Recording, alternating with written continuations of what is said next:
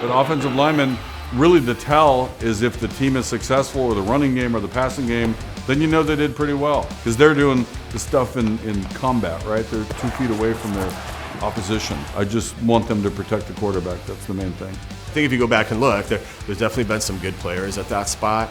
Blair Bush, the center on those first teams, was a really key part of the Chuck Knox era, the first couple playoff teams that they had. They did have some luck at times at drafting some good players who went on to do some good things. You see it!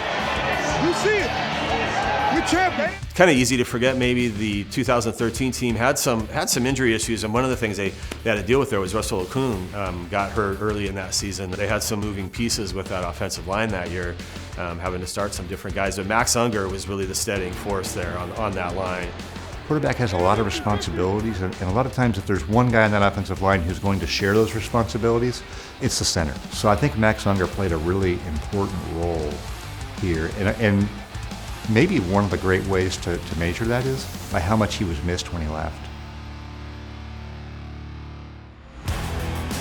When they had Walter Jones at left tackle and Steve Hutchinson at left guard, that was the best side of any line in football on either side of the ball. It was unbelievable what these guys could do, and it got to the point where their communication was the flick of a wrist, a raised eyebrow. They said that it's come from the way we've been able to play together.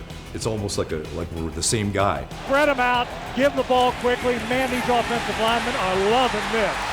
Robbie Tobeck was a smart, cerebral center.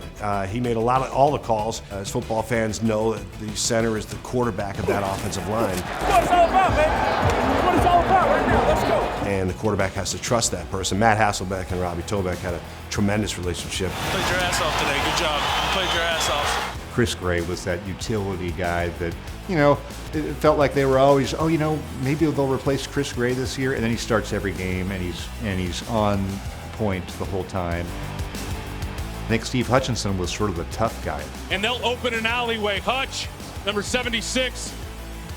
Look at the opening there, and just splits it. He was as good as any guard there was in football. He could do it all. He was a block of granite, big, strong. Once he got you in the grips, that's it, you're done. I think Hutch learned from Walt. Walt was the absolute leader of that offensive line. He is a mountain of a man still. He had the quick feet to go with it.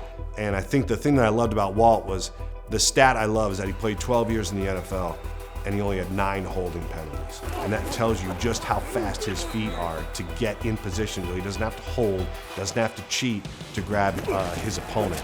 So Walt was the absolute leader of that team, that offensive line, but he had all these soldiers with him.